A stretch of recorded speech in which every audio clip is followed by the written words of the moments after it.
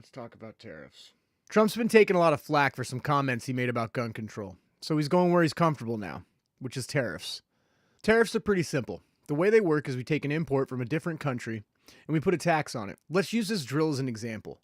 Now let's say in America you can buy this drill for $80, but China can make it and they can sell it to us for $60. In some situations, people see this as a big problem. What if China did unethical things to make the price of this product so low? And sometimes it's just competition. You see, it's kind of hard to sell this for $80 when consumers know that they can go and get it somewhere else for $60. Just can't compete. Ethical situations aside, the first person to take this hit never changes. The consumer. Competition is a good thing in the market. As a consumer, we want more of it.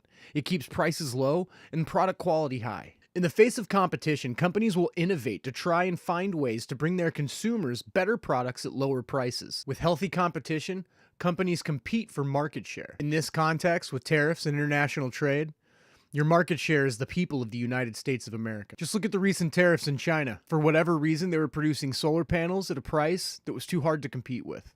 So Donald Trump and the US government answered by placing a tariff on solar panels. Now, whether or not you agree with what China had to do to get the prices that low, one fact stands true, and that's the cheaper product is now off the market. These costs are offset in different ways too.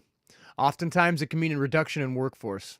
My jobs! You see, the reason that people love capitalism and free markets as much as they do is because nothing else in the history of the world has raised the quality of living across the board quite as effectively. This manipulation of the market goes against that directly. Companies never just swallow this cost and let it roll for the benefit of the consumer. The Founding Fathers supported tariffs. You'll often hear people talk about how the Founding Fathers supported tariffs, so we should too. So yeah, the Founding Fathers did support tariffs, but they also didn't tax the citizens of the United States into oblivion. When you get your paycheck, 30% is gone before you can even get your hands on it. Federal taxes, state taxes, property taxes, sales taxes, and capital gains tax.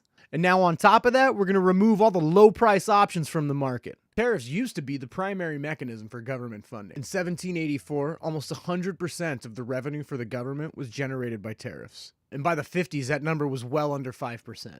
So it's bad enough that the product with the tariff on it's going to be made more expensive to the American people, but so is every single item that's going to be hit by those international companies in the trade war. Is a trade war always guaranteed? No. But in this instance, Canada and Europe have already said they're going to hit back. And they talk about deficits. The trade deficit! You go to the grocery store, you have a trade deficit. You take home food, and you have less money than you went with. You know what country trades at a surplus?